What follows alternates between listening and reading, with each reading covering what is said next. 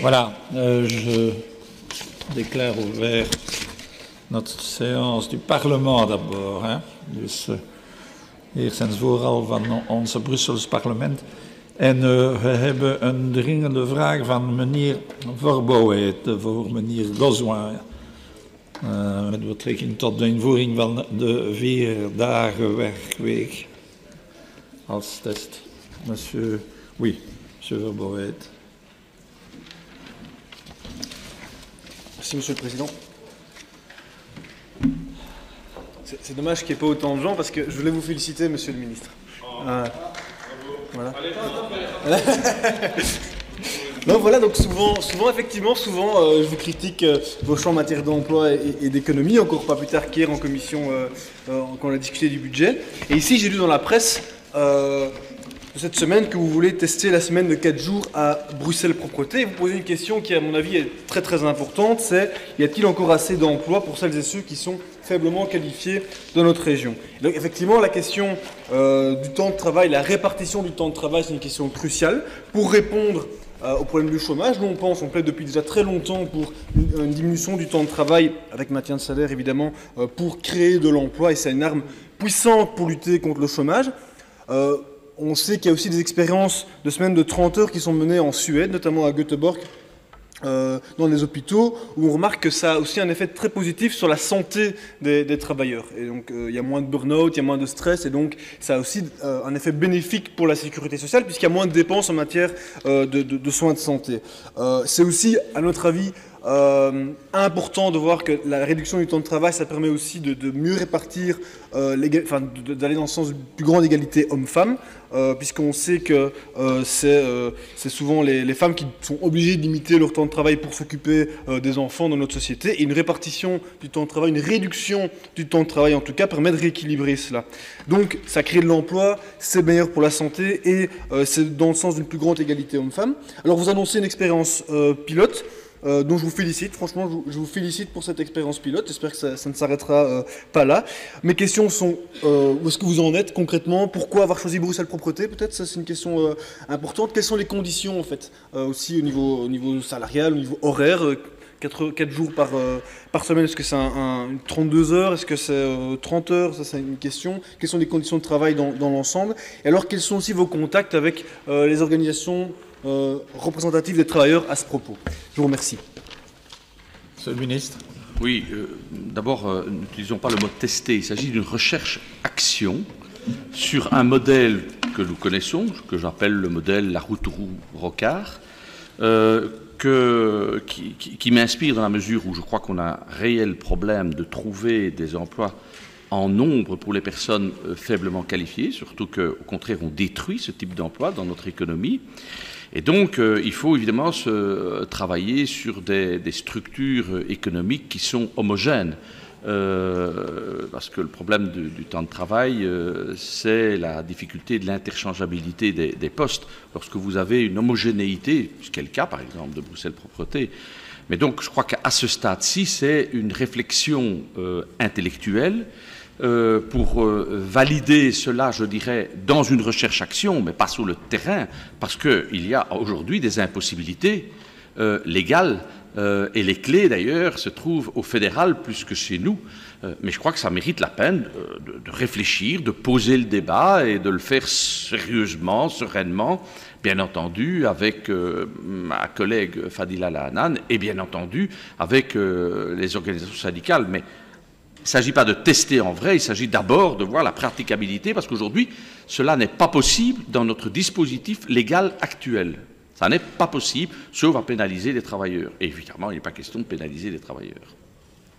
Okay, donc là, je suis malheureusement un peu refroidi, mais bon, je vous engage quand même à aller de l'avant et continuer cette recherche. Je pense que la loi nous l'empêche, mais rien ne nous empêche de changer la loi. Et donc, je vous invite vraiment à aller dans ce sens-là. C'est, comme je l'ai dit, la réduction du temps de travail, c'est positif pour l'emploi, vous l'avez dit. Il faut aller dans ce sens-là, mais c'est aussi positif pour la santé des travailleurs et l'égalité hommes-femmes. Et en tout cas, le PTB vous soutiendra dans cette démarche-là. Je vous remercie. Nu verklaar ik geopend de vergadering van de Verenigde van de gemeenschapscommissie. En er is een vraag van mevrouw Van Achter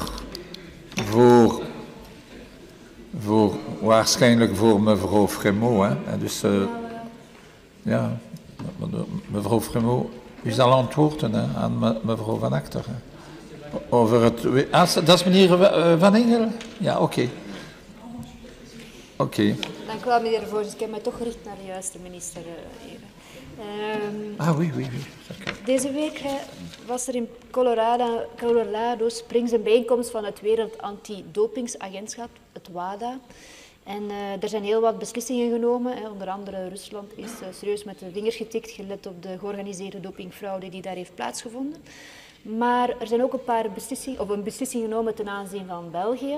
En als ik het goed heb begrepen, is dat dan ten aanzien van Brussel en de Duitsstalige gemeenschap. Nochtans hadden wij voor de zomer hier in het parlement op een drafje de wetgeving in de strijd tegen doping aangenomen. Dus ik denk dat de ordonnantie reeds werd aangenomen in dit parlement. Blijkbaar is dat nog niet voldoende en ik kan dan alleen maar begrijpen dat er nog uitvoeringsbesluiten moeten worden aangenomen. En de allerultieme deadline die we nu gekregen hebben van het WADA is dat dit moet gebeuren tegen maart 2016.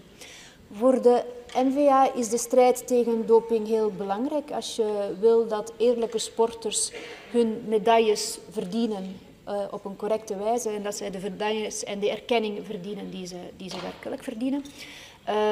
Daarvoor heb je natuurlijk sluitende antidopingwetgeving nodig en dan ook de controle, een goede dopingcontrole. Vandaar mijn vragen, meneer de minister. Bent u op de hoogte gebracht van de beslissing van het WADA? Wat is juist het probleem? Waar knelt het schoentje? Gaan wij de deadline van maart 2016 halen? Wat als we dat niet halen? Wat zijn de gevolgen? Ik had begrepen dat sporters zouden kunnen uitgesloten worden van internationale wedstrijden of dat zouden wedstrijden hier niet meer kunnen plaatsvinden. Nu, dat is natuurlijk, mochten we sancties oplopen. Ik denk niet dat het zo'n vaart zal lopen, maar ik hoor het graag van u. En dan in de praktijk, hoe zit het nu in de praktijk met de omzetting van de regels en hoeveel controles hebben er het voorbije jaar in Brussel plaatsgevonden? Ik dank u alvast voor uw antwoorden.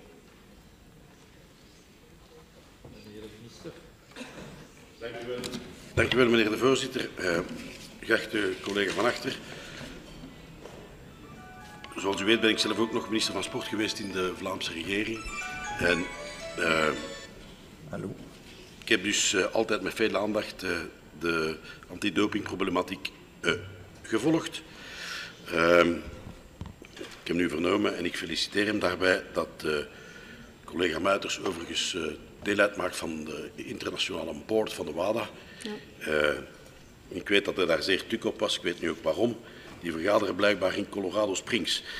Ik denk niet dat dat de reden is. Nee. Goed, dus zoals u weet, omwille van de institutionele indeling van ons land moeten de antidopingmaatregelen die worden genomen bij ons en die geïmplementeerd worden op vraag van WADA goedgekeurd worden door RITS-entiteiten, waaronder ook de gemeenschappelijke gemeenschapscommissie.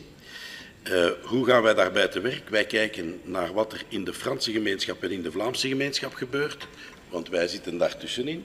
En als we weten hoe dat de twee anderen daar naartoe kijken, dan kunnen wij onze positie bepalen en onze ontwerp van ordonnantie maken. We hebben die gemaakt toen dat de twee anderen dus klaar waren. En dan, zeer eigenaardig genoeg, hebben we vastgesteld dat er in het advies van de Raad van State dat ons werd overgemaakt, werd aangegeven dat er een discrepantie bestond tussen de teksten van de Franse gemeenschap en die van de Vlaamse gemeenschap. Dat is bij het advies dat aan de Vlaamse gemeenschap destijds is gegeven niet eens opgemerkt geweest, maar bij ons is dat opgemerkt geweest. En vandaar dat de Raad van State in zijn advies toen heeft gezegd, uw voorstel is onontvankelijk. We hebben dat dan gerectifieerd en we hebben dan het nieuwe samenwerkingsakkoord met een beetje vertraging, of met wat later dus, laten goedkeuren in het parlement. Dus voor zover u dat gevolgd hebt, hier is het ook al gestemd. We hebben nu deze week het nieuw advies van de Raad van State gekregen. En dus het samenwerkingsakkoord kan u ook volgen. Het gewijzigd uitvoeringsbesluit dat hierop volgt, is vandaag goedgekeurd in het Verenigd College. En dus in principe, volgens de timings die nu voorliggen, zouden wij zonder de minste moeite de 31 maart moeten kunnen halen. En zult je uw collega Muiters kunnen geruststellen, kan hij, want ik neem aan dat zijn collega's in de raad daar van heel dat Belgisch gedoe niks verstaan, zal hij kunnen zeggen, ja, maar het is goed, in mijn land is het ook oké. En zijn land is in deze niet alleen Vlaanderen, maar het hele land. Hij vertegenwoordigt zelfs Europa, hè? Dus in het WADA, dus we moeten natuurlijk een voorbeeldfunctie dan daar opnemen. Zo is het. Zeker in Brussel als hoofdstad van Europa, dan kunnen we alleen maar vooruit gaan. Zo is het. En hoeveel controles heeft u daar zicht op? Hoeveel controles er in het verleden, vorige bijjaar zijn plaatsgevonden? Geen idee. Daar heb ik me geen idee over. Maar u moet weten dat dus bij ons op het grondgebied van het Brusselse hoofdstedelijk gewest jij de drie gemeenschappen-controles kunnen doen. En dus als wij al gevraagd worden met de gemeenschappelijke gemeenschapscommissies om controles te doen, dan wenden wij ons meestal tot een van de twee anderen, omdat wij niet heel de apparatuur hebben. Toen ik minister van Sport was in Vlaanderen, heb ik het dopingbusje ingevoerd. Dat is dus een mobiel, hoe ga ik het zeggen, controlemechanisme. Toestel, een voertuig. Zo'n klein dokterskabinet waarbij dat je dus het plasje kunt ontvangen en eventueel een bloedproef kunt doen. Dus wij gaan niet beginnen, voor het aantal keren dat we dat nodig hebben, vanzelf zoiets te ontwikkelen hier, dat is te zot voor woorden. Dus wat doen wij? Wij doen beroep op de ander en wij betalen dat gewoon. Het aantal controles, ik weet het niet, maar ik zou het dus moeten bevragen, maar dat zal niet zo denderend veel zijn. Maar ik zal nog eens een follow-up vraag stellen. Ik dank u wel vast voor uw antwoord. Ik denk dat het inderdaad belangrijk is dat, we volgen, jongen, dat we het voorbeeld geven en dat we daarmee vooruit gaan. Dank u wel. Ok. Alors, nous en avons fini d'activité.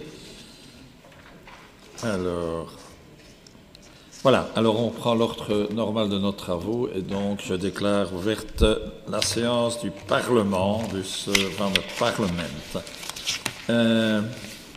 Alors, d'abord des communications qui sont faites au Parlement, als gewoonlijk, mededelingen aan het parlement. Et donc, elles seront évidemment intégrées au compte-rendu de la séance. Alors, het Rekenhof zendt de certificering van de algemene rekeningen voor 2014 en van de algemene rekeningen 2014 van de diensten van de regering, dus voor de gewestelijke entiteit en voor de regering, de diensten van de regering. Dat is verzonden naar de commissie voor Financiën, vous avez compris. La Cour des comptes communique son rapport relatif au projet d'ordonnance sur l'ajustement des budgets et le budget 2016, renvoie à la commission des affaires générales. Il y a différents arrêtés ministeriële. Donc, we zullen in het integraal verslag van deze vergadering worden opgenomen. Le directeur-général des affaires juridiques du service public fédéral, des affaires étrangères, commerce extérieur, etc., nous transmet également le rapport annuel relatif à la représentation de la Belgique voor het Hof van Justitie van de Europese Unie. Dat is verzonden naar de commissie. Le ministère de la Fédération Wallonie-Bruxelles transmet le 7e état des lieux de l'alphabétisation. La commune de Gouvy nous transmet une motion qui est relative au projet d'accord CETA. Et donc, c'est envoyé à la Commission des affaires européennes.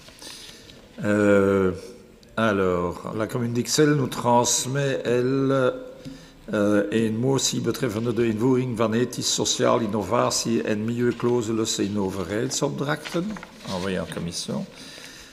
Les questions écrites auxquelles il n'a pas été répondu, donc on peut faire un bilan actualisé. Donc il y a 45 questions écrites auxquelles il n'a pas été répondu chez M. Vervoort, 5 chez M. Van Engel, 6 chez M. Gorzoin, 1 bij meneer Smet, 10 bij mevrouw Frémaux, 5 chez Mme Lanane et 2 chez Mme Jodogne. Alors, le FDF nous a communiqué, parfois que vous ne le sauriez pas, qu'il a changé de nom et que le groupe FDF sera dorénavant désigné sous la dénomination Défi. Alors, nous avions... Sans S. Je me sens seul. Sans S.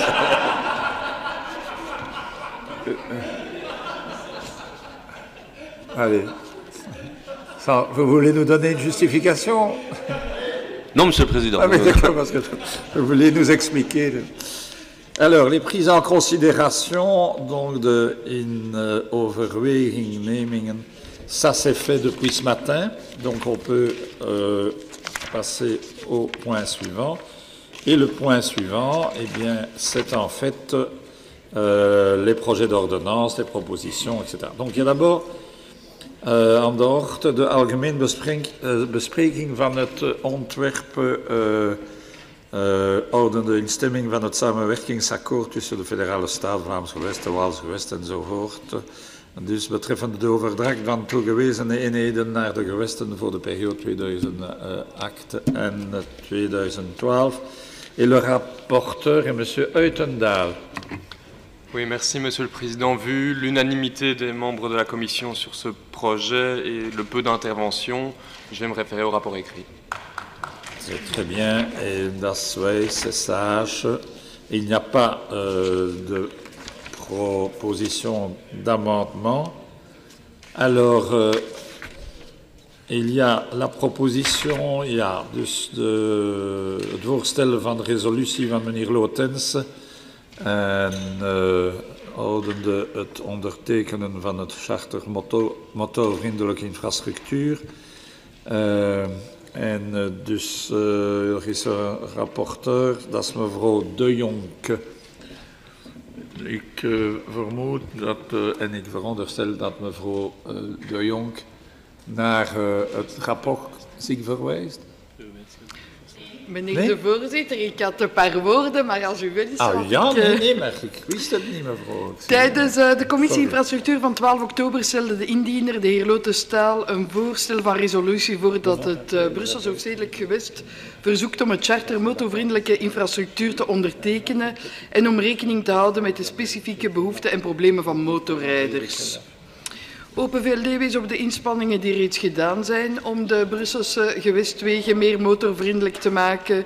Het voorstel werd in zijn geheel verworpen bij eenparigheid van de 14 aanwezige leden. Oké. Bon. Voilà. Quelqu'un vraagt iemand het woord? Non? Ok. Alors, on votera tout à l'heure, évidemment. Alors, il y a la discussion générale de algemene bespreking van het voorstel van resolutie over meneer Lotens. En dus dat betreft de motorparkeerplaatsen. Mevrouw De Jong. Dank u wel, meneer de voorzitter. Tijdens diezelfde zitting van de commissie lichtte de indiener ook een voorstel van resolutie toe dat het Brussels gewest wil stimuleren om meer motorparkeerplaatsen in te richten. Het voorstel werd in zijn geheel verworpen bij eenparigheid van de 14 aanwezige leden. Vraagt iemand het woord? Est-ce que quelqu'un demande la parole? Non? Ok, nous voterons tout à l'heure aussi. Alors, je passe maintenant à la discussion générale de la proposition de résolution de Madame Durcel et Monsieur Diniès. C'est sur le fixed miles type. Et La rapporteuse, enfin, de rapporteur is mevrouw Maas. Ja. Wel, het voorstel van resolutie ter invoering van een fix MIVB-systeem om defecten en problemen met de infrastructuur stadsmeubilair en voertuigen van de MIVB te melden, dat door mevrouw Durcel is ingediend, is besproken in de commissie. Eigenlijk kort samengevat wil het voorstel dat naar analogie van het zeer succesvolle Fix My Street, dat er op een gelijkaardige manier het ook wordt uitgebreid naar alles wat met de MIVB te maken en Fix My MIVB. Er is een discussie geweest in de commissie met een aantal zeer pertinente opmerkingen met betrekking tot het voorstel en de voordelen daarvan. Maar helaas is het voorstel van resolutie weggestemd. Er waren 5 stemmen voor en 9 stemmen tegen. Dit is kort samengevat de resolutie. Van Achter heeft het woord gevraagd. Oui, tout à fait. Oui, oui, vous pouvez.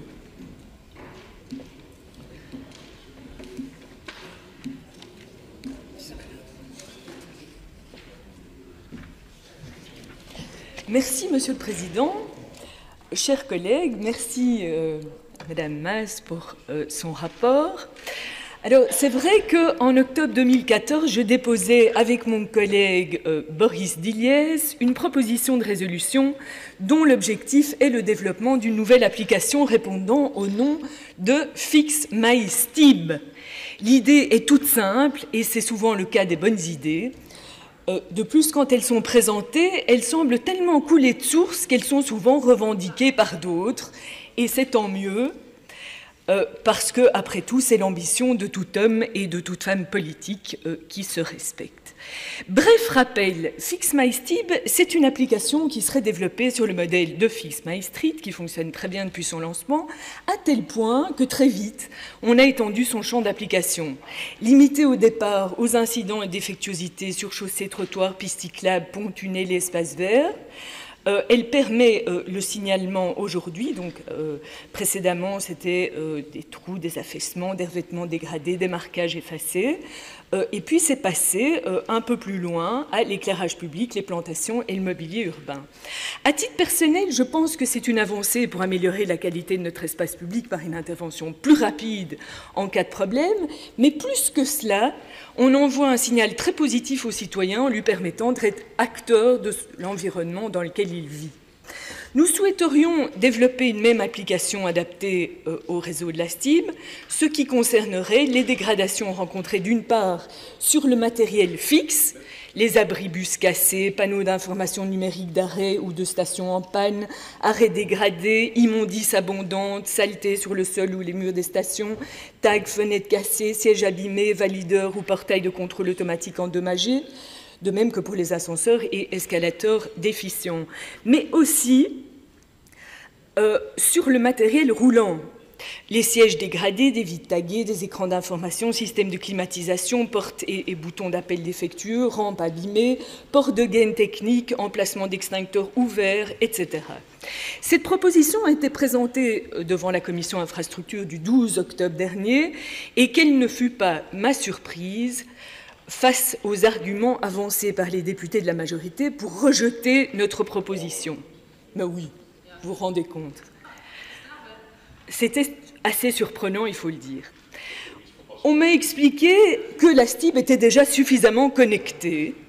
À cela, je répondrai que c'est vrai que la STIB travaille déjà avec Facebook et Twitter, mais notre objectif ici est toujours de simplifier, de faciliter la vie des citoyens, et avec notre proposition, c'est cela que nous améliorons encore. Il m'a été avancé que les gens étaient devenus trop impatients.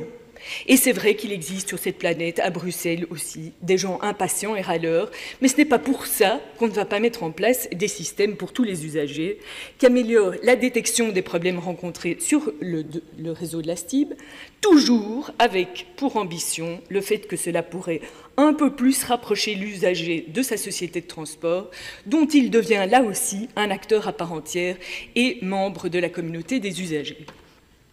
Les députés de la majorité ont donc voté contre notre proposition en commission. Je leur avais pourtant signalé que le ministre Smet avait fait une sortie dans la presse au mois de septembre dernier, annonçant qu'il réfléchissait sérieusement à mettre en place un tel système. Mais attention, le voici, le voilà, dans le budget 2016, discuté il y a quelques jours en commission infrastructure, Pascal Smet a prévu d'optimiser la plateforme Fix My Street et le développement d'une plateforme Fix My Metro. Enfin, Oui, c'est vrai, il a osé. Et...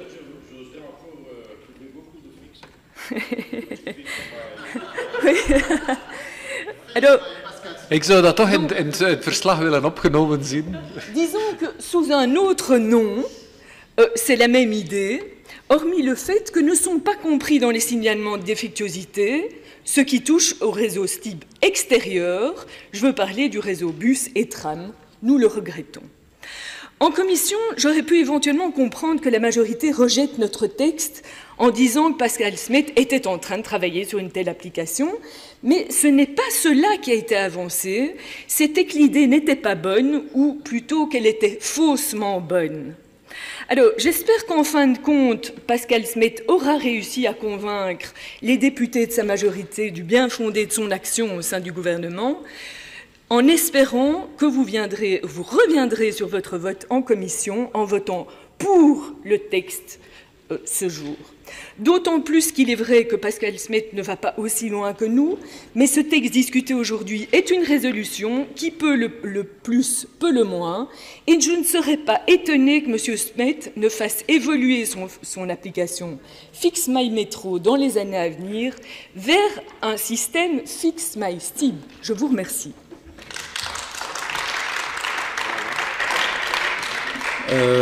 Mevrouw Van Achter. Dank u wel, meneer de voorzitter. Ik wou toch ook eventjes tussenkomen dat de N-VA-fractie deze resolutie uiteraard zal steunen. We vinden het een heel goed initiatief. En ik was ook heel verwonderd om in de commissie inderdaad van de minister te horen dat hij aan het werken is aan een Fix My Metro, terwijl de meerderheid eigenlijk tegen deze resolutie had gestemd. Dat doet ons wel nadenken over de naam die we aan de applicatie willen geven. We hebben Fix My STIB, Fix My MIVB, Fix My Metro, maar dan niet een bus en een tram. Ik denk dat we daar toch eens dan misschien nog even over kunnen nadenken. We kunnen bijvoorbeeld Fix My Public Transport, Fix My Transport, misschien moeten we toch eens aan de naam denken. Dat kan nog een debatje waardig zijn. Maar voor de rest steunen wij zeker deze resolutie. En we kijken ook uit naar de evaluatie die blijkbaar zal gemaakt worden van Fix My Street. Oké, dus straks zullen wij stemmen over de conclusie van de commissie. Et alors, j'ai aussi la proposition d'ordonnance de M. De Wolf, de Mme Durcel et de Mme Dufourny. Et c'est concernant l'organisation de la politique du stationnement et la création de l'agence de stationnement.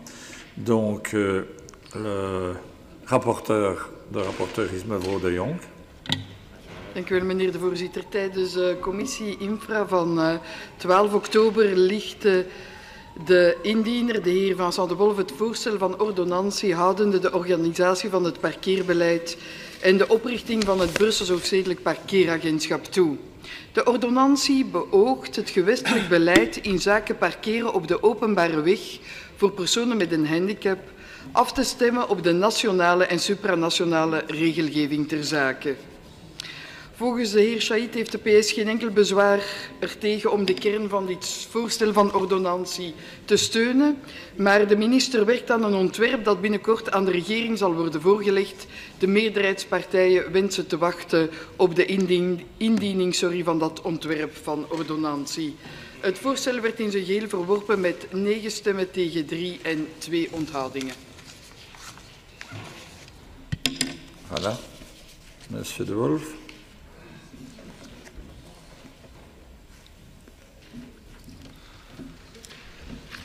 Monsieur le Président, chers collègues, donc j'ai eu le plaisir de déposer avec mes deux collègues donc effectivement un morceau d'ordonnance qui a pour but de modifier l'ordonnance du 22 janvier 2009 qui est relative à l'organisation de la politique du stationnement.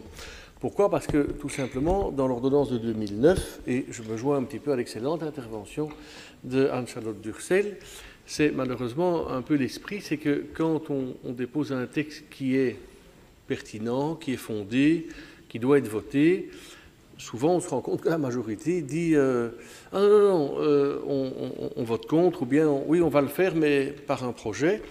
Et puis, j'avais eu le cas aussi avec le système de One Way, on avait pris l'exemple avec les véhicules, il ne fallait pas que les véhicules, on puisse les prendre à un endroit et les redéposer nécessairement au même endroit. Et finalement, l'arrêté a été pris par le ministre, alors qu'on a voté non en commission sur exactement la même proposition que nous avions faite. Or, pourtant, ici, il s'agit de respecter les conventions internationales, dont la Convention des Nations Unies, qui consacre en son article 20 le fait que les États membres, dont la Belgique évidemment, prennent des mesures efficaces pour assurer la mobilité personnelle des personnes handicapées dans la plus grande autonomie possible, en leur facilitant la mobilité personnelle et à un coût abordable. Une circulaire ministérielle fédérale de 2001 relative aux emplacements de stationnement pour les personnes handicapées respecte cette convention et prévoit des systèmes de gratuité, notamment pour les handicapés, là où des systèmes de parcomètres payants sont installés. Or, la région de Bruxelles-Capitale, dans son ordonnance du 22 janvier 2009, déroge à la fois à la Convention internationale et au texte fédéral, puisque, par une application d'articles dont je vous fais grâce, les 71, les 72 et l'article 39 de l'ordonnance, on arrive à la conclusion que les personnes handicapées qui ont une carte de dérogation valable, qui sont bien handicapées, qui peuvent stationner de manière préférentielle, eh bien, en zone rouge et orange, ils doivent payer comme les autres et ne peuvent pas bénéficier de cette gratuité, ce qui choque particulièrement mon groupe et j'ai cru comprendre aussi la majorité d'ailleurs. Donc, qu'est-ce qui empêche de voter cette ordonnance qui permettra dans la politique de stationnement et dans le cadre de l'agence de faire correspondre la politique régionale à la politique internationale et à la politique supranationale en permettant à ces personnes handicapées de ne pas être redevables d'une redevance lorsqu'elles parqueront leur véhicule muni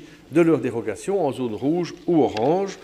Je n'oserais peut-être pas être aussi optimiste que mon honorable collègue en disant que j'espère que la majorité reviendra sur sa position, parce que ce serait peut-être un peu mentir, mais enfin, dans cet esprit d'unanimité qui nous unit aujourd'hui et de l'approche de la période de Noël, qui sait, j'ai dit, Monsieur le Président.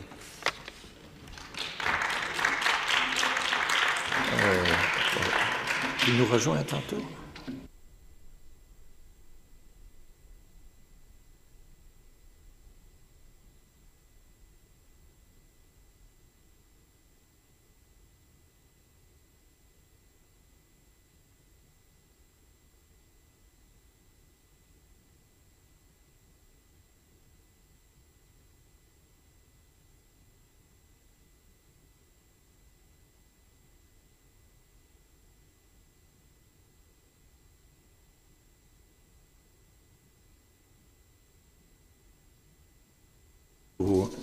Un des otages,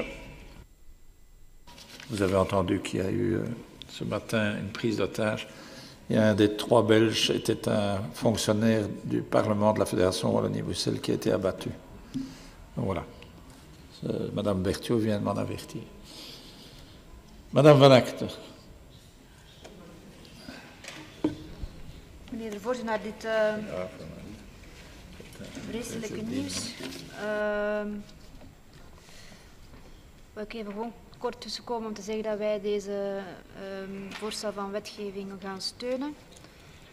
Het is belangrijk voor onze partij dat mensen met een beperking op voorbehouden plaatsen, parkeerplaatsen kunnen parkeren zonder te moeten betalen, zodat zij echt actief kunnen zijn in de maatschappij. Het is voor hen vaak moeilijker om actief te zijn en die parkeerkaarten zijn daar net voor gemaakt, zodat zij wel actief kunnen zijn en deelnemen aan onze gemeenschap.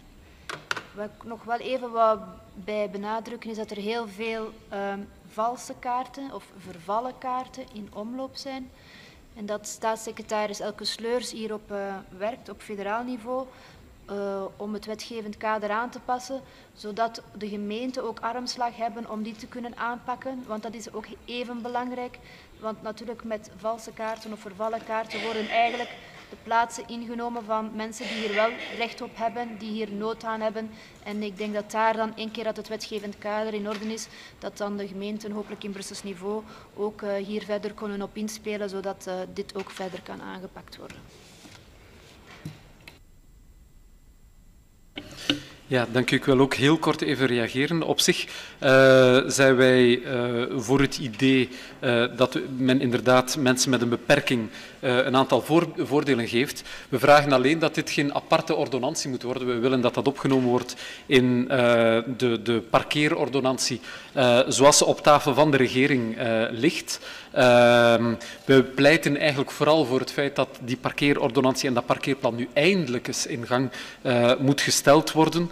En daarom gaan we ons onthouden, omdat we het inhoudelijk wel eens zijn, maar omdat we geen aparte regelgeving hiervoor willen. We willen één gezamenlijk pakket.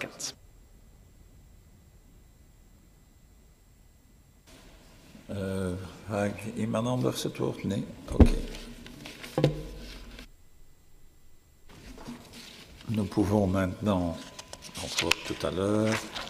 Alors, l'ordre du jour maintenant appelle la discussion donc jointe.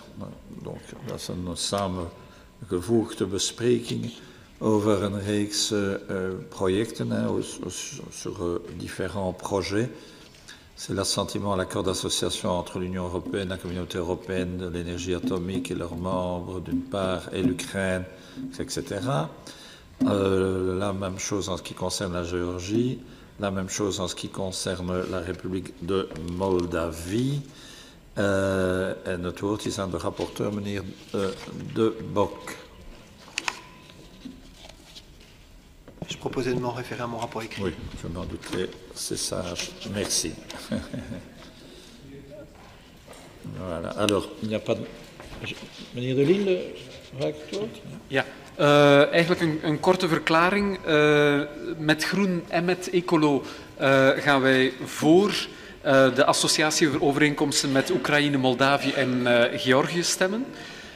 Het gaat over akkoorden die de ontwikkeling van de rechtsstaat in deze landen mogelijk zullen maken.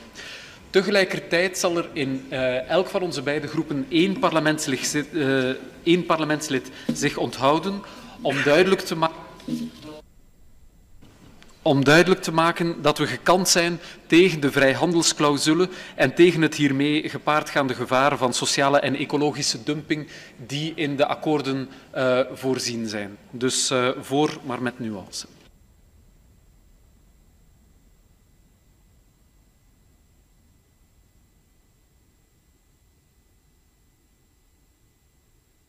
À l'examen la discussion des articles, il n'y a pas eu d'amendement, pas d'amendement non plus pour la Géorgie, la Moldavie, comme il fallait s'en douter. Alors, l'ordre du jour maintenant appelle la discussion du projet d'ordonnance tot wijziging van de wet van 1971 betreffende de oprichting van Bipost en sommige postdiensten. C'est M. De Bok et M. Kanfaoui qui étaient les rapporteurs. M. De Bok? Si M. Kanfaoui ne voit pas d'inconvénient, je propose aussi de se référer à notre rapport écrit, d'autant plus qu'il y a un avantage important pour nos finances régionales, dont on se réjouit. Ah oui, mais donc, trois articles. Il n'y a pas d'amendement. Ça va? On se réfère au rapport? Ça va? D'accord. Et il n'y a pas d'amendement, mais il y a trois articles, donc. Hein. OK, il n'y a donc pas de discussion sur les articles. Monsieur Huttendal? Oui, je vous remercie, Monsieur le Président. C'est sur Bipost, hein? Sur Bipost, oui, oui. Pardon. Je voudrais juste vous rappeler, je profite puisqu'on parle de Bipost, que nous assistons aujourd'hui à de réelles dégradations de nos services publics. Je pense par exemple aux réductions d'effectifs, aux suppressions de nombreux bureaux de proximité qui sont clairement le signe de l'instauration d'une logique commerciale et mercantile. Mais bon, le projet qui nous concerne ici ne traite pas directement de cette question et j'avais posé en commission une question à Monsieur le ministre. Il ne pouvait pas me répondre à ce moment-là, donc je vais la reposer s'il a peut-être plus d'informations.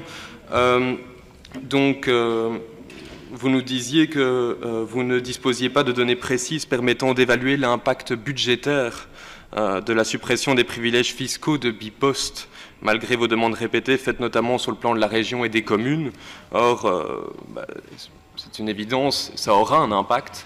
Donc, est-ce que vous avez maintenant plus d'informations? Non. Bon, Toujours pas, mais je promets à notre collègue Attendale, dès que j'ai les réponses, de les faire parvenir au président de la commission et à lui personnellement. Je vous remercie. Bien. Alors, nous pouvons... Voilà.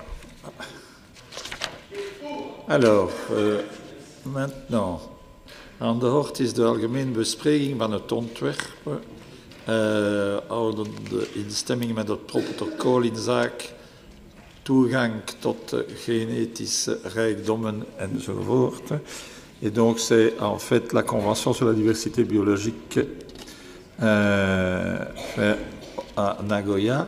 Alors, le rapporteur est M. Bott.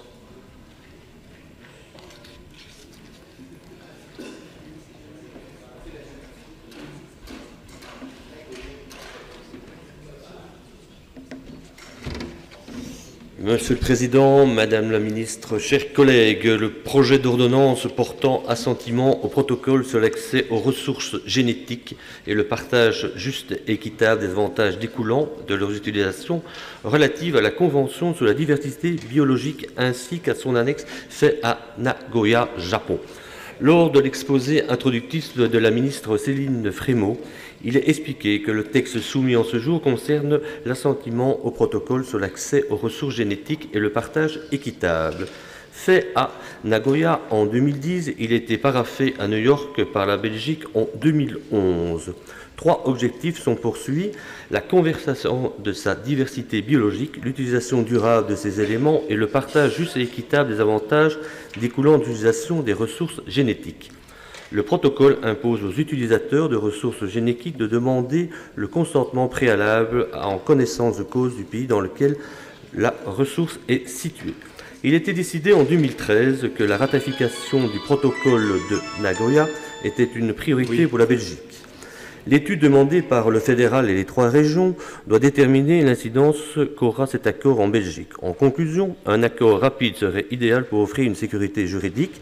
Les incidences de cet accord pour la Belgique seront limitées à 2 points.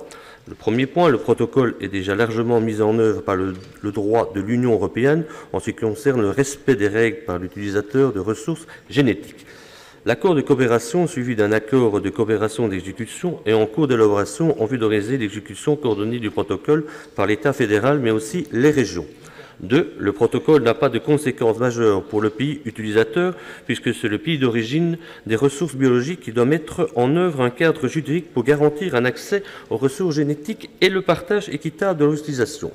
Pour ce qui est des conséquences de l'approbation par la région Bruxelles-Capitale, étant donné le caractère mixte du protocole de Nagoya, l'assentiment régional est nécessaire pour permettre la ratification de la Belgique. Les textes d'assentiment des autres entités sont déjà au stade avancé. Il est important d'adopter le texte présenté pour ne ralentir le processus de ratification nationale pour ensuite procéder à un accord de coopération.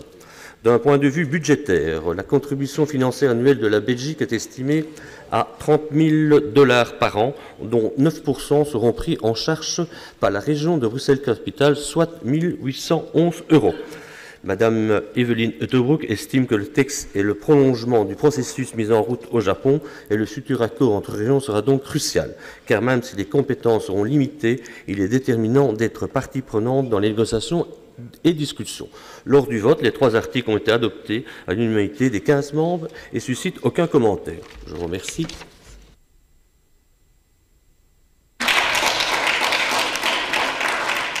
Quelqu'un demande-t-il la parole? Non? Et Madame Frémaux non plus? Eh bien, voilà. Et il n'y a pas, non, il n'y a pas d'amendement aux articles. Voilà. Allô? Donc, tout à l'heure, nous verrons ça. Alors, regarde un peu dans les appels, tu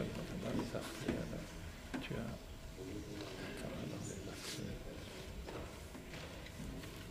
Tu demandes vérification à Madame Berthiaud. Et c'est le dernier numéro qui est ici affiché. Attends.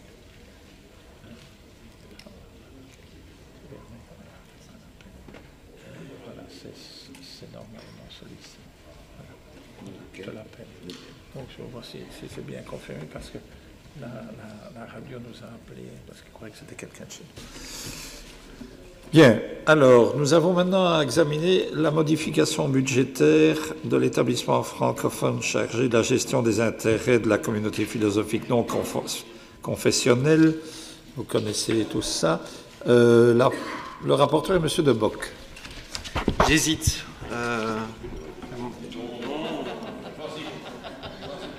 Alors je peux faire oralement. Non, je m'en réfère à mon rapport écrit. D'accord. La parole, non. Alors, maintenant, nous avons une proposition de modification du voorstel tot wijziging van het personeelstatuut van onze diensten. Dat betreft de verlofregeling en andere bepalingen. En de rapporteur is meneer Coppens. Iets komen zeggen. Oké, voilà. Ik verwijs naar het verslag. Dan moet ik veel applaus hebben, hè.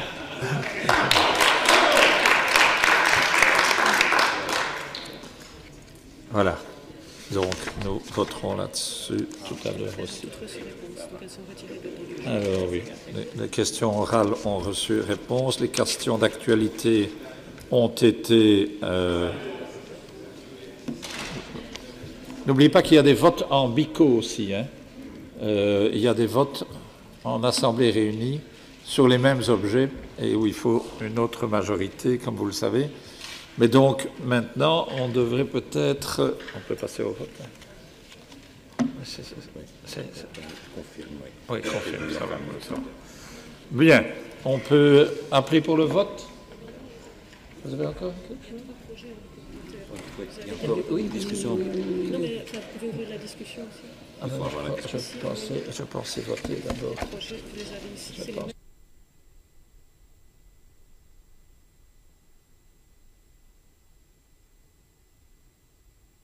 Oui. Oui, on va regrouper, bonne suggestion, on va regrouper tous les votes. Hein. Voilà. Donnons-nous un peu de temps. On regroupe d'abord la discussion en assemblée. Oui, mais attends, on a des projets, on va d'abord... Mais on ne regroupe pas tous les votes après, les mêmes.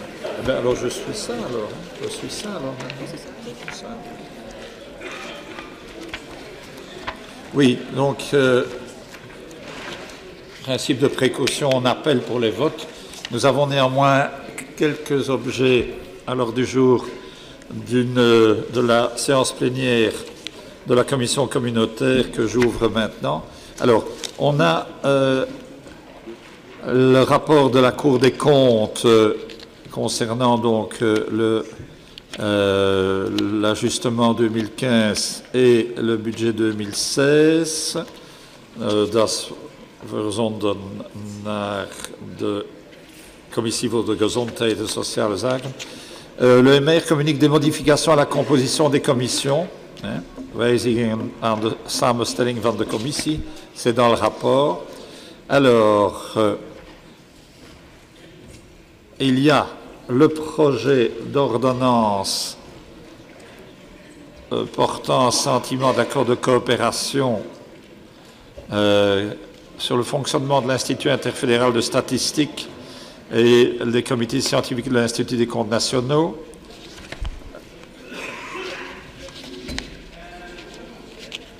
C'est transmis par le collège et renvoyé en commission de la santé.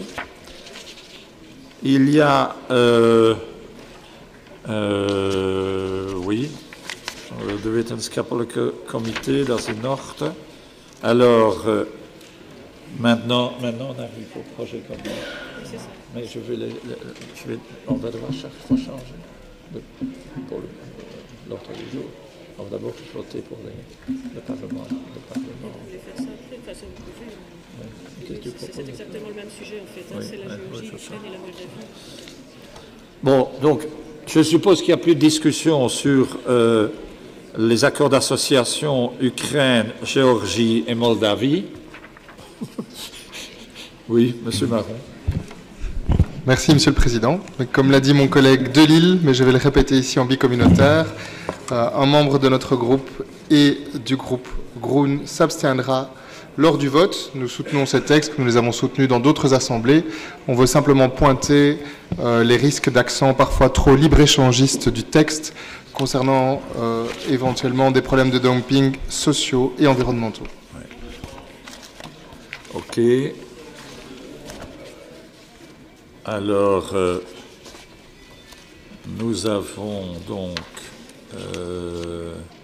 les trois, et la discussion est close. Enfin, je suppose que Madame Jamoul est rapporteuse. Madame Jamoul, vous êtes rapporteuse pour les assentiments du BICO. Je suppose que... Oui, je m'inquiétais un peu qu'on allait passer au-dessus de ça, mais comme M. Marron a déjà dit ce qu'il avait à dire et que, à part ces 2 abstentions, il y a eu unanimité dans la commission, je m'en réfère au rapport écrit, Monsieur le Président. Je m'en doutais aussi, Madame, c'est bien. Alors, nous avons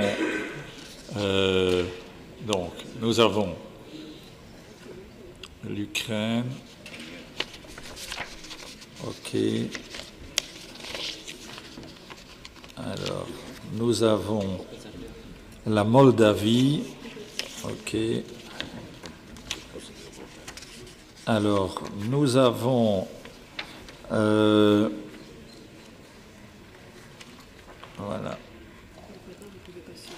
Oui, celui-ci, alors, hein, on va faire comme ça. Alors, on va suivre à partir de maintenant. C'est pour ça. Oui, on va d'abord faire le collège. On est en collège réuni maintenant. Oui. Alors, comme on est en collège réuni, on va voter en collège réuni. Donc attention parce que la majorité n'est pas la même. Puis on repassera alors au vote du Parlement bruxellois. Alors, ça va, l'Ukraine, oui, j'ai tout ce qu'il faut ici. Voilà. On y va, les services sont prêt pour la double majorité? OK. Alors, nous avons l'assentiment avec donc l'Ukraine. En wij gaan over tot de stemming over het geheel van het ontwerp van ordonnantie. Début du vote.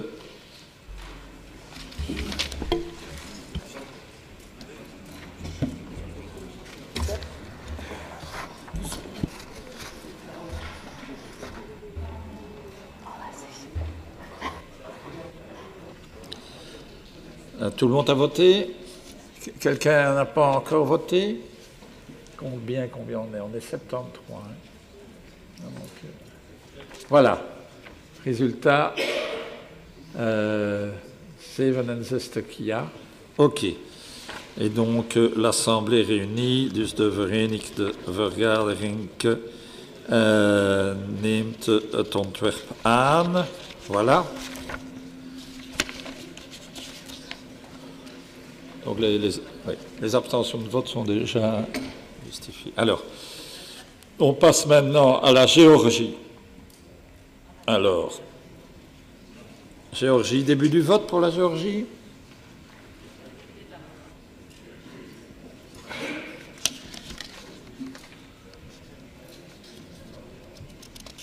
On était 73. Tu vérifies chaque fois ça? Oui, oui, il n'y a pas de problème. 72 maintenant. Quelqu'un aurait-il oublié de voter? Ou bon, ça va. Ah, 73, voilà. C'est bien ce que je pensais. Et donc, l'Assemblée réunie adopte le projet d'ordonnance. OK.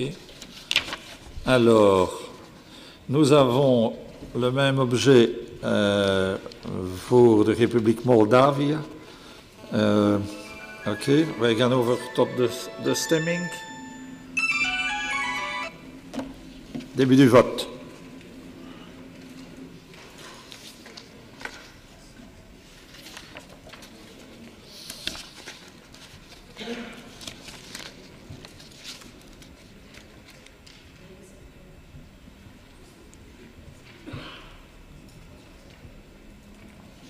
Début du vote. Ça va, 73 donc, et 67, et donc ça sera zal ter bekrachtiging aan het Verenigd College worden voorgelegd selon la formule. Et je crois que c'est tout alors pour l'Assemblée réunie. Hein? Je te donne ça. Voilà. Alors, ok, oui, ça va, mais je vais dire un petit mot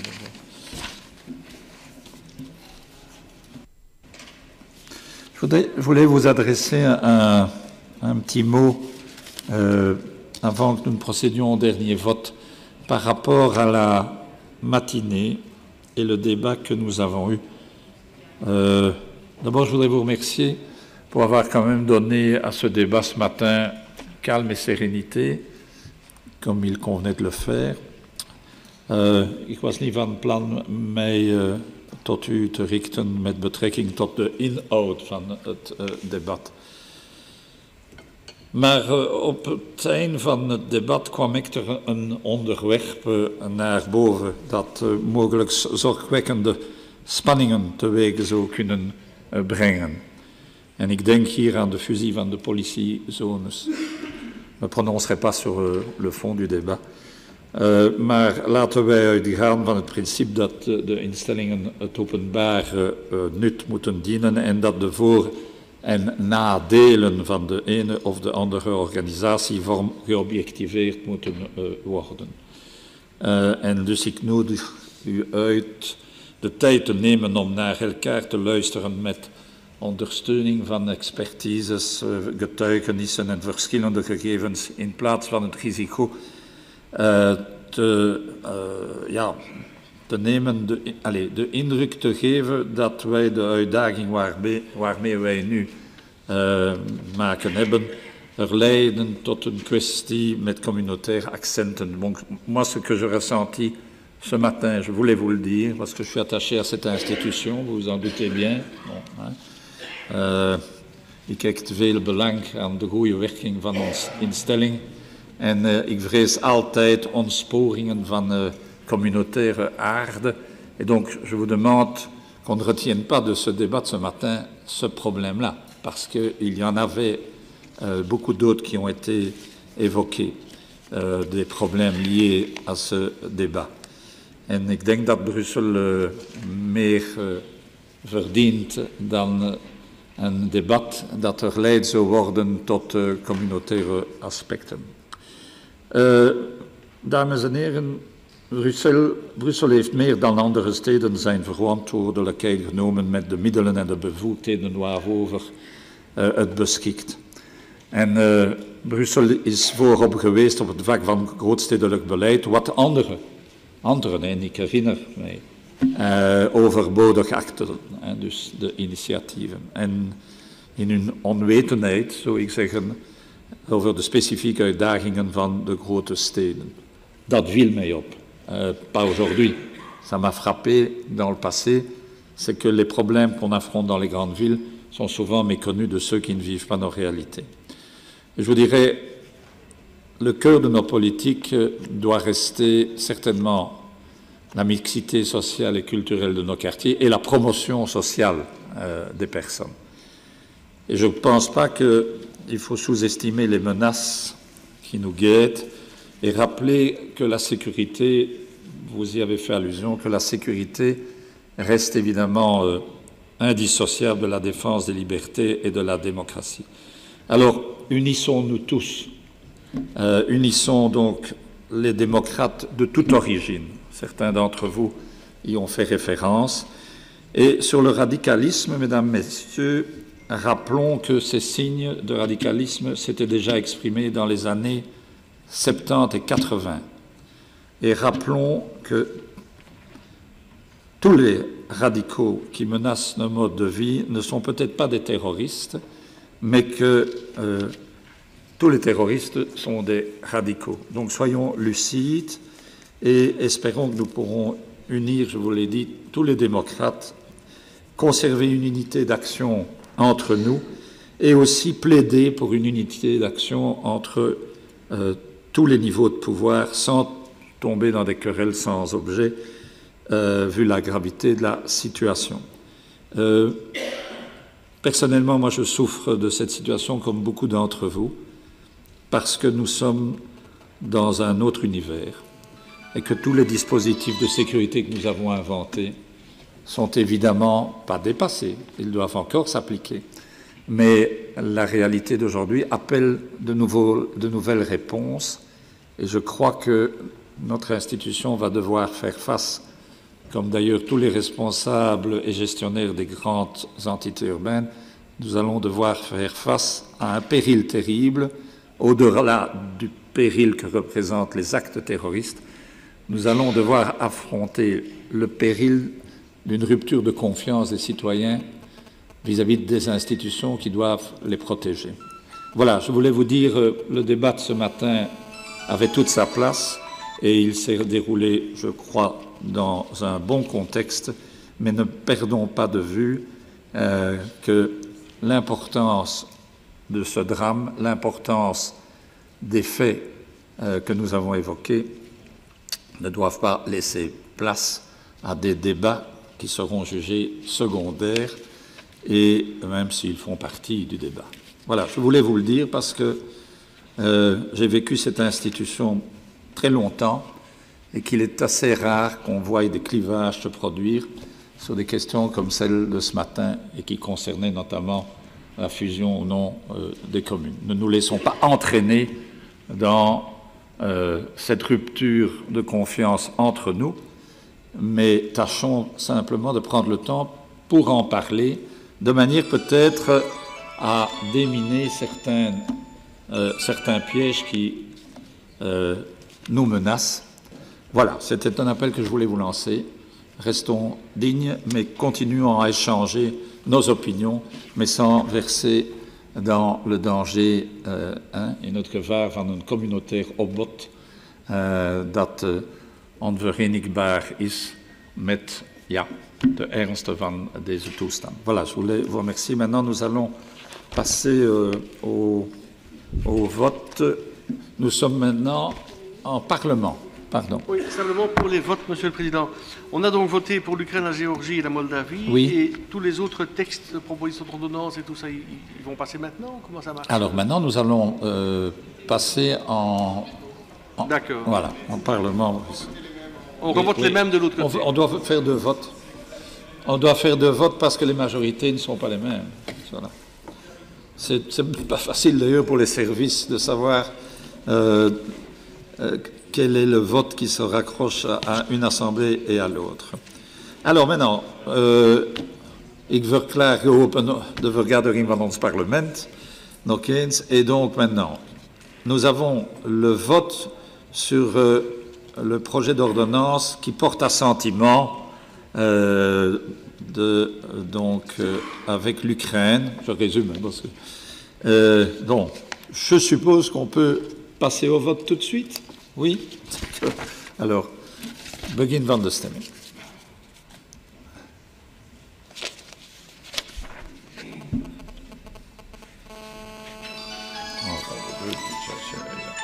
Qu'est-ce qui se passe ici? Oui, oui. Ah oui, je suis en train de terminer la session. Je vous rappelle, ça va? Je vous rappelle. Alors...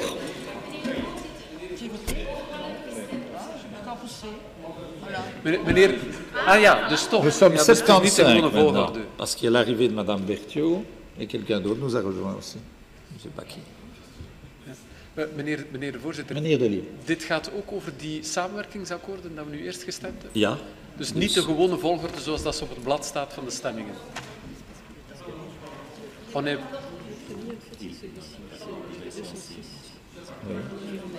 Non, mais ah oui, c'est en région, ça.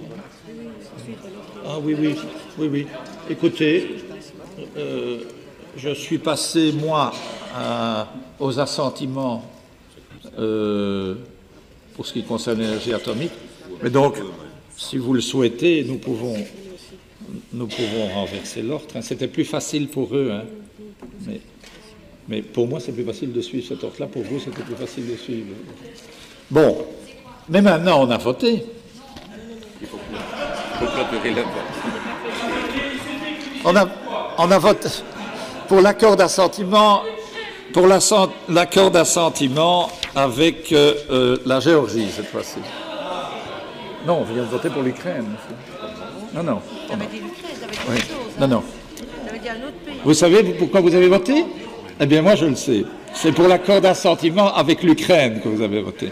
Et maintenant, je vous propose de continuer, maintenant qu'on est avec les assentiments, avec la Géorgie.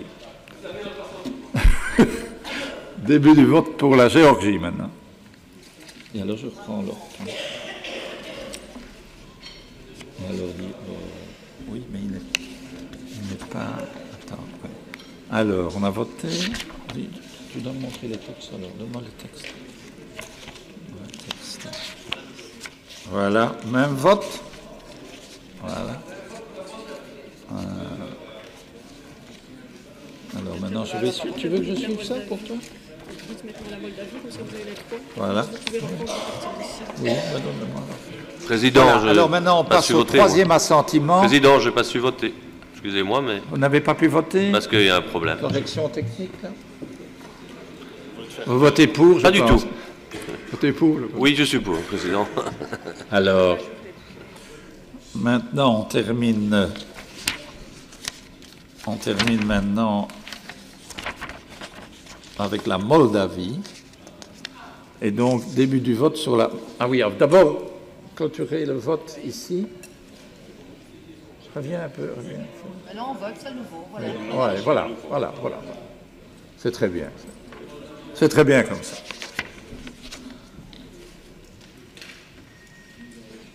Voilà. Alors, ça, c'est...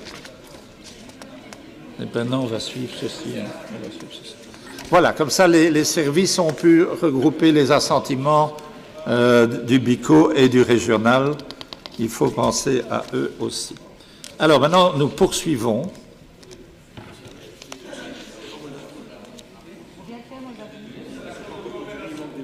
Il manque des votes ici.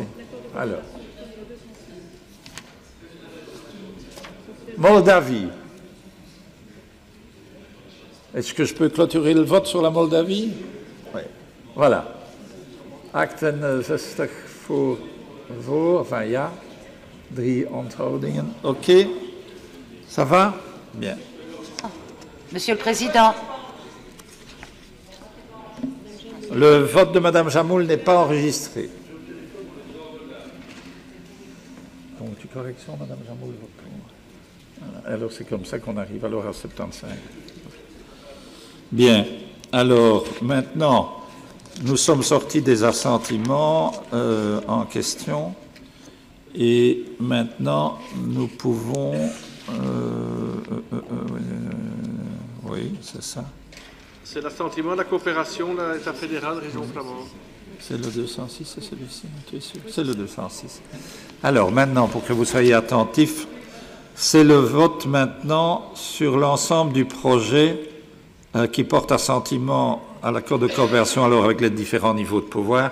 Et c'est donc sur le 206, c'est 206 donc, transfert d'unités de quantité attribuées aux régions pour la période 2008-2012.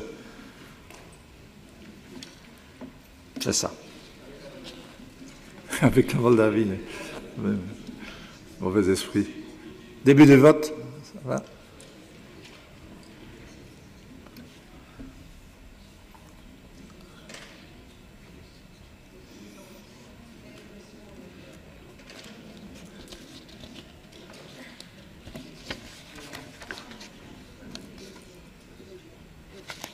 Début du vote, fin du vote, 75, oui. Ok, 74 ja. Ok, donc, dat is aangenomen. Alors, nous avons l'ordre du jour qui renvoie au vote sur les conclusions de la Commission tendant au rejet de la proposition de résolution portant signature de la charte d'infrastructure favorable aux motocyclistes, etc. Oui. Alors, ceux qui sont, oui, il faut mieux le dire, ceux qui sont pour le rejet de la proposition de M. Lotens votent oui. Et ceux qui sont pour la proposition de résolution stemmen we hier over de conclusies van de commissie? Ja. Nee, dat is in orde. Ok, donc, attention maintenant, c'est oui, hein, pour le rejet. Hein. Oui, la commission propose le rejet, donc on vote la conclusion de la commission. Oui, voilà. Oui. Il faudrait qu'on puisse voter. Alors. On ne peut pas voter. Le vote précédent n'est pas fini. Allez. Voilà. Voilà. Et donc, on y va, c'est fait. Il faut non, pas encore. Attends, parce que début du vote. Ah, il y avait déjà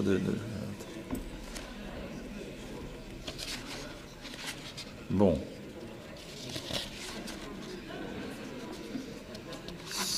Ça va? Alors, 2 en 70.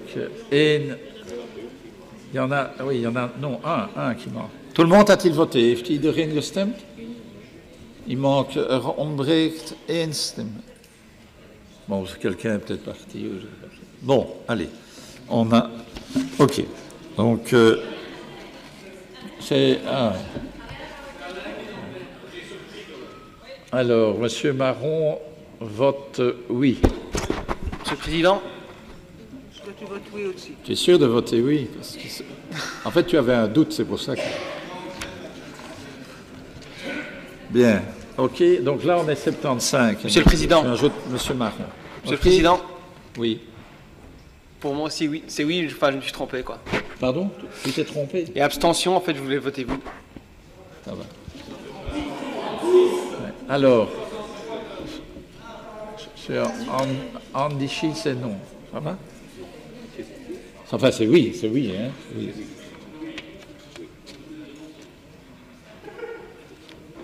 Compliqué, hein, tout ça. OK. Voilà. On clôture le vote maintenant, avec la correction que... La correction, tu sais. Hein? Ça va? Bien. Alors... ça va. Alors, nous avons maintenant les stationnements pour les motos. Alors maintenant, nous avons le vote sur les conclusions de la commission, hein, tendant donc au rejet, que les choses soient claires, la proposition de résolution de M. Lotens. Ça, c'est dat betreft de inrichting van motorparkeerplaatsen. Voilà. On vote oui si on est d'accord avec les conclusions de la commission qui propose le rejet. Début du vote, il n'a pas déjà commencé. Non, voilà. Voilà. Donc, j'ai un petit peu de retard. Elle fait retard. Charles, tu as voté? J'ai voté. Mais ça ne se voit pas. Voilà. Alors, il y a toujours 74. Hein. Bon. Il en manque de nouveau un.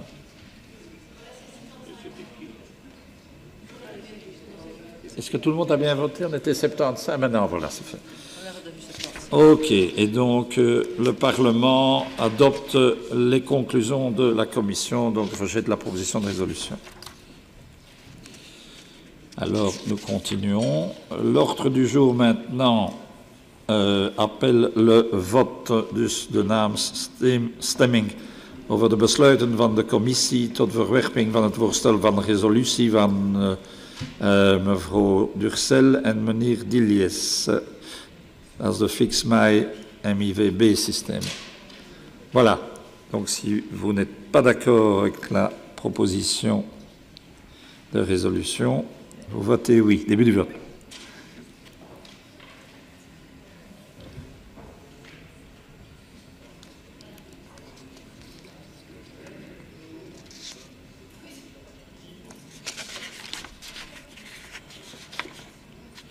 Voilà. Il manque 2 voix là. Non, maintenant c'est bon. OK. Oui, il faut vérifier en même temps. OK, ça va. Donc le Parlement adopte les conclusions de la Commission. Alors, nous passons maintenant aan de naam stemming over de besluiten van de commissie tot verwerping van het voorstel van ordonnantie van meneer De Wolf, mevrouw Durcel en mevrouw Dufourny. En dat betreft dus het parkeeragentschap. La même chose. Oui, si vous êtes pour le rejet de la proposition, début du vote.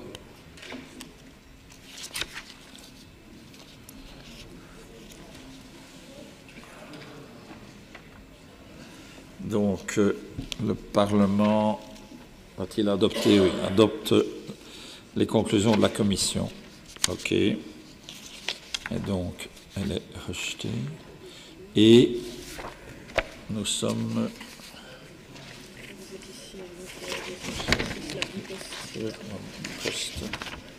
Comme ça, c'est plus facile pour moi. Alors, il y a le projet d'ordonnance relatif à la création de Bipost. Voilà. On peut voter. Il y a personne ne demande la parole. Non. OK. Voilà. Projet d'ordonnance. Hein. Début du vote. Oh, je dis c'est pas vrai, mais qu'est-ce que je vais faire? Ah, c'est fini. Il y a plein de panique. Hein. C'est fou, hein, ça devient fou maintenant. Je vais te raconter un truc tantôt. Voilà, alors nous sommes bien 75. Non, mais ça, c'est pas normal. Ça. On est plus 76 ou 75 Oui. C'est bon. Oui. Ah oui, c'est juste. OK, alors. OK, donc, soumis au gouvernement. Alors, enfin, non, je pense que maintenant on est au projet sur l'accès aux ressources génétiques et donc en fait c'est la convention de Nagoya. On peut voter. Begin van de stemming.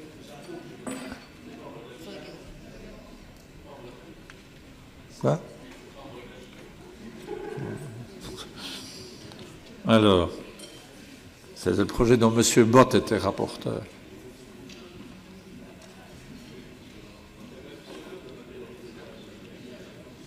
Ça va? Et alors, nous sommes 75. OK. Approuvé. Alors, nous passons à la modification budgétaire de l'établissement francophone, chargé de la gestion des intérêts de la communauté philosophique non conventionnelle. Début du vote.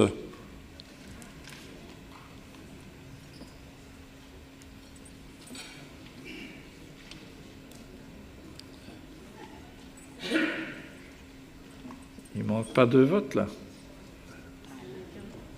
Encore un. Voilà. On y est. Unanimité. Unanimité. OK. Donc avis favorable. Alors, nous passons maintenant aux modifications du statut du personnel, les services du Parlement. Ça, c'est la modification dont M. Coppen s'était chargé d'assurer le rapport. Et donc, début du vote. Begin van de stemming.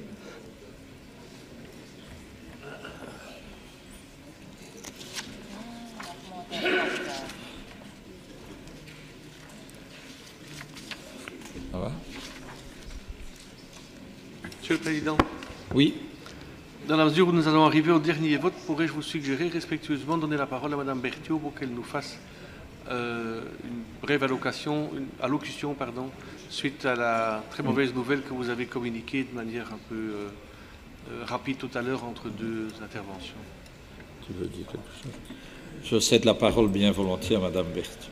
Le Président a eu l'occasion de vous annoncer que dans l'attaque de Bamako aujourd'hui, un fonctionnaire du Parlement de la Fédération Wallonie-Bruxelles a été tué. On a appris son décès cet après-midi. La famille est prévenue. On l'a annoncé avec Alain Destex qui est ici, Philippe Courard et Christophe Zoulgaridis au personnel du Parlement. C'est quelqu'un qui travaillait depuis 15 ans au Parlement, quelqu'un que les parlementaires de la Fédération Wallonie-Bruxelles connaissent bien, un chouette gars, un type sympa, quelqu'un avec qui on avait des relations humaines chouettes. C'est arrivé. J'ai rien d'autre à dire parce que je ne pourrais pas dire autre chose. Je voudrais juste qu'on observe un moment de silence.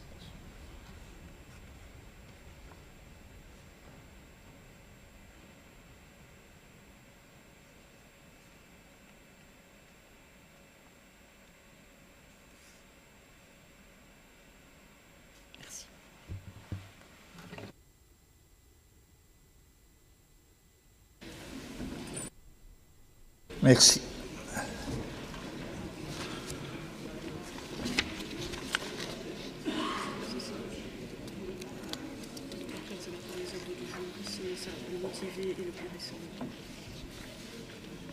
Ben oui, il me semblait bien qu'il y avait encore un vote. Pourquoi est-ce qu'il y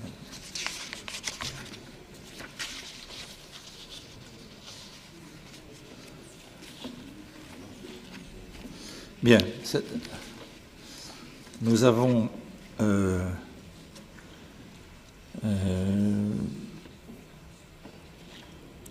maintenant à nous prononcer sur les ordres du jour déposés en conclusion de l'interpellation de M. Marron à M. Vervoort. Et ça concernait les arrêtés d'exécution de l'ordonnance hébergement touristique. Et donc c'est Airbnb. Alors, il y a deux ordres du jour qui ont été déposés. Un ordre du jour motivé a été déposé par Monsieur Van den Driege, Madame Daan et Madame Van Acter. Et un ordre du jour pur et simple est proposé par Monsieur Uitendaal. Et donc, l'ordre du jour pur et simple, je rappelle la procédure, mais vous la connaissez. Ayant la priorité de droit, il faut mettre cet ordre du jour aux voix. Est-ce que quelqu'un veut prendre la parole pour une explication de vote? Iemand vraagt het woord voor een stemverklaring. Meneer Van den Driege. Dank u wel, voorzitter. Ik ga dus tegen die gewone motie stemmen. En voor de volgende reden, wij vinden dat het debat rond die problematiek toch wel moet gevoerd worden. Voor verschillende redenen. We hebben de democratisering van het internet en de economische revolutie die dat in tal van sectoren ontketent. We hebben de ambities van het Brusselse stedelijk gewest om haar toeristische uitstraling te versterken. We hebben de ambities van het Brusselse stedelijk gewest om de digitale hoofdstad van Europa en een smart city te worden. En we hebben dan natuurlijk ook de ordonnantie van 8 mei 2014 betreffende de toeristische logies.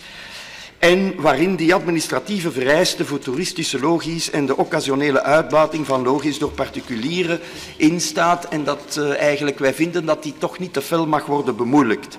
En daarom roepen wij in onze gemotiveerde motie op de Brusselse stedelijke regering om eigenlijk de vereisten voor het formulier en het dossier van die voorafgaande aangifte en registratie af te stemmen op de realiteit van de uitbating van iedere categorie van logies en om bij gevolg geen nodeloze, onredelijke administratieve last aan de nieuwe toeristische ondernemers op te leggen en bovendien ook om er zo te zorgen dat de termijn van goedkeuring van aangifte zoveel mogelijk beperkt wordt en nieuwe toeristische ondernemers de kans geven snel van start te gaan en om een uitzondering te voorzien voor de categorie logisch bij inwoner en dat die definitie gerust kan voorgeschreven worden door de regering, dat die de criteria vastlegt, maar de bedoeling is op die manier van eigenlijk het eenvoudiger te maken voor de particuliere verhuurder die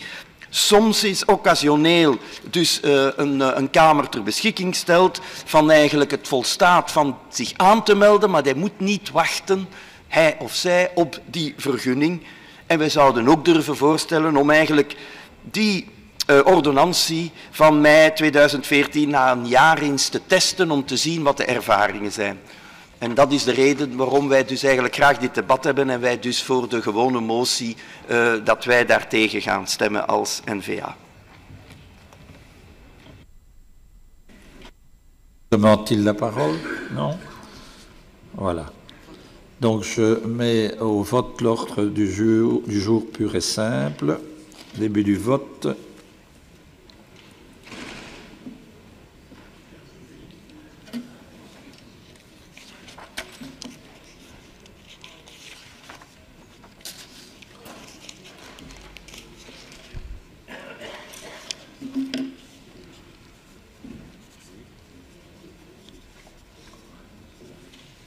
Voilà, on est 76, donc 46 ja. Donc, pas de justification d'abstention, il y en a une. Donc. Voilà, et donc en conséquence, le Parlement adopte l'ordre du jour pur et simple. Voilà, il me reste, mesdames, messieurs, dames et heren, à vous souhaiter une bonne soirée, malgré les circonstances bien tristes que nous vivons. Et donc la séance plénière du Parlement est close. De plénière vergadering is gesloten.